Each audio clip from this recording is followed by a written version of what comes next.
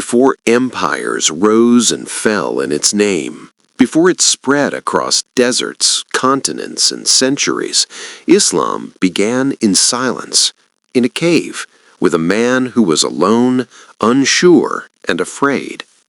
He was not a king, not a general, not a scholar. He was a merchant, and he was about to change history. To understand how Islam came into existence, we have to go back to the Arabian Peninsula in the 6th century, a harsh land of deserts, trade routes, tribal loyalties, and ancient traditions. Arabia at that time was not a single nation. It was a patchwork of tribes. Loyalty was to family and tribe, not to any country. Survival depended on alliances, honor, and sometimes revenge. If someone harmed a member of your tribe, retaliation could last generations. Law was not written in books, it was enforced through tribal power. Most Arabs were polytheistic. They worshipped many gods, and the center of this religious life was in the city of Mecca. In Mecca stood the Kaaba, a cube-shaped building that contained many idols, each representing a different god worshipped by different tribes. Because of this, Mecca became not only a religious center, but also a powerful trade hub. Pilgrims came to worship, and traders came to sell goods. Religion and economics were deeply connected. But Mecca was also a place of inequality. The powerful clans controlled trade and wealth, while the poor, slaves, and orphans had little protection. In this world, around the year 570 CE, a boy named Muhammad was born. He did not grow up in privilege. His father died before he was born. His mother died when he was still a child. He was raised first by his grandfather, then by his uncle. He grew up knowing what it meant to be vulnerable, to be an orphan in a society where protection meant everything. As a young man, he became a merchant and gained a reputation for honesty and fairness. People called him Al-Amin, meaning the trustworthy. He worked for a wealthy widow named Hadija, and later they married.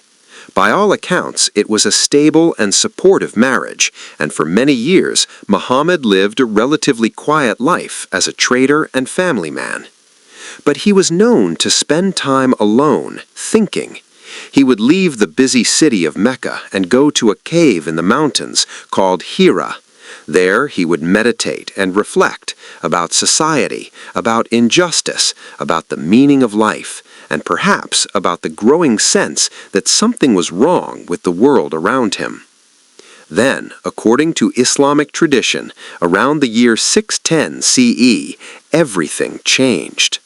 One night, while he was in the cave, Muhammad said he was visited by an angel, Gabriel, who commanded him to read or recite. Muhammad, who was not known to be literate, was frightened and confused. He returned home shaking, and Hadija comforted him, reassuring him that he was not losing his mind and that this experience must have meaning. This moment is known as the first revelation, and it marks the beginning of Islam. Over the next 23 years, Muhammad would continue to receive revelations, which were later compiled into the Quran, the holy book of Islam. The message was simple but revolutionary for that time and place. There is only one God. This was a direct challenge to the polytheistic system in Mecca. But the message was not only about monotheism, it was also about social justice, care for the poor, fairness in trade, kindness to orphans, and moral accountability. It taught that all people would be judged by God, not by their tribe or wealth, but by their actions. For the poor and oppressed, this message was powerful. It meant dignity. It meant hope. It meant that the powerful were not beyond accountability. But for the leaders of Mecca, this message was dangerous. If people stopped worshipping idols, the pilgrimage economy could collapse. If tribal divisions were replaced by a single religious community, the power structure of Mecca would change. Islam was not just a religious message, it was also a social and economic threat to the elite. At first, Muhammad preached quietly, sharing the message with close friends and family, but as the number of followers grew, opposition grew stronger. Muslims were mocked, boycotted, beaten, and some were even killed. Muhammad himself was protected only because of his uncle's tribal status. For years, the small Muslim community struggled under persecution. Then came a turning point. In 622 CE, Muhammad and his followers left Mecca and migrated to the city of Yathrib, later known as Medina. This journey is called the Hijra, and it's so important that it marks the beginning of the Islamic calendar. The Hijra was not just an escape, it was the transformation of Islam from a small persecuted group into a community and a society. In Medina, Muhammad was not only a religious leader, but also a political leader, a judge, and a military commander. He helped create agreements between different tribes and religious groups, forming a new kind of community based on shared belief rather than bloodline. But Mecca and Medina soon came into conflict. Over the next several years, there were battles between the Muslims of Medina and the Meccan forces. These were not constant wars, but a series of key conflicts that would determine whether Islam would survive or disappear.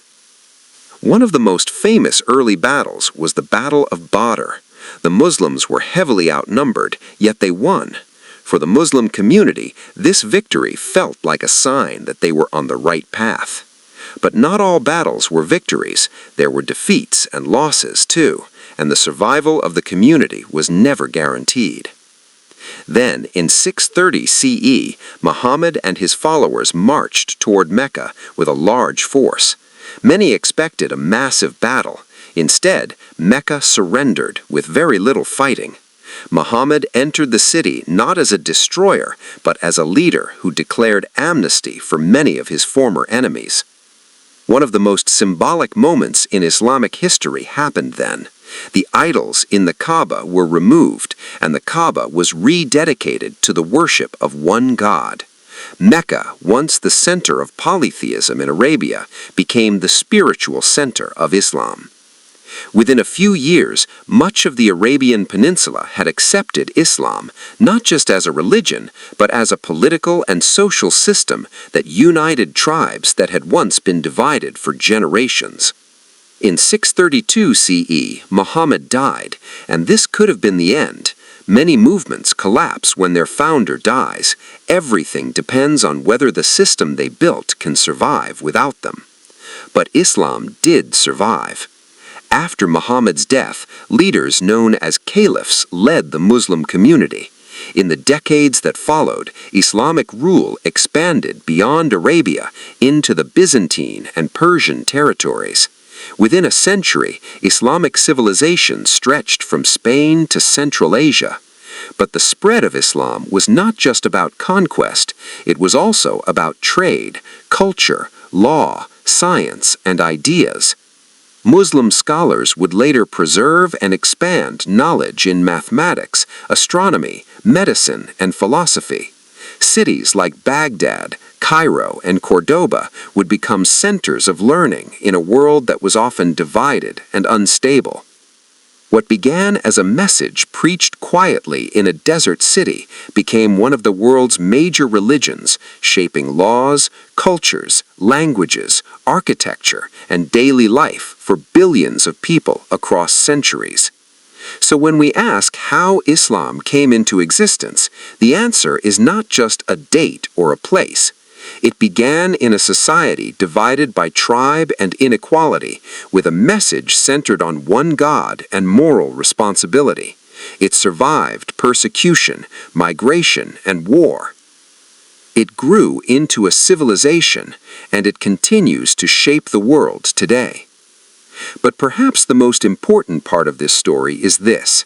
At the center of massive historical change is often a single moment, a conversation, a decision, a message that at the time seems small, even frightening.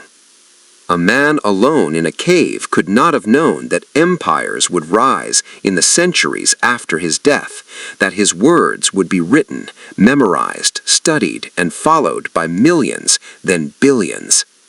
History often turns not only on battles and kings, but on ideas, and Islam began as an idea, one that would outlive empires, redraw maps, and become one of the most influential forces in human history. The echoes of those first revelations in a quiet cave would shape the next 1400 years of history.